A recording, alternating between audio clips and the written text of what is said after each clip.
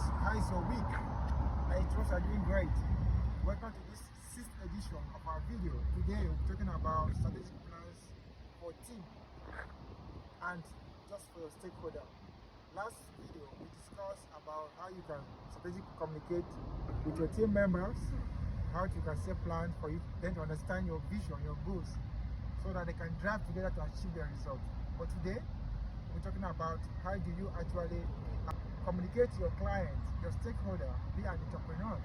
How do you engage your stakeholder to understand your vision, your plans, and what you need to do so they can buy your idea, they can invest in your enterprise.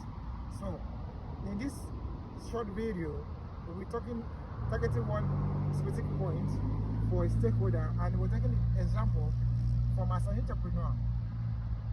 Things you need to know about how to get your client.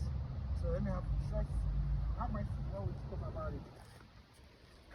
Thank you, and I would like to also say what are the things you need to understand for you to get your client, to get your stakeholder. Why you need to understand who you're targeting. You need to understand their age range. You need to understand their challenges. You need to understand how extent they want to service.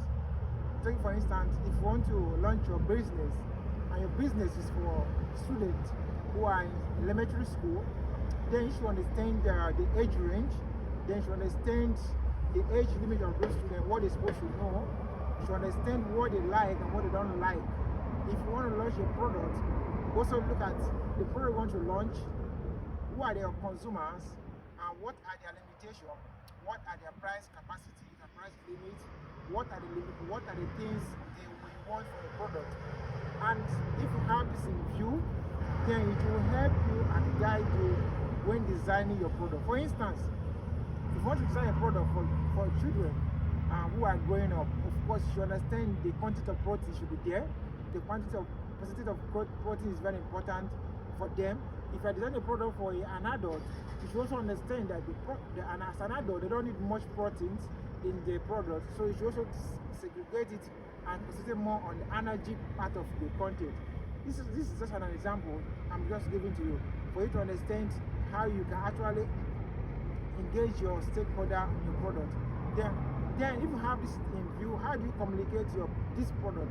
When you have your product already designed, you have this information, then you can communicate to your stakeholder who will buy this product by actually projecting what you've already put in the product, because this is a thing they need to understand what you have in your product.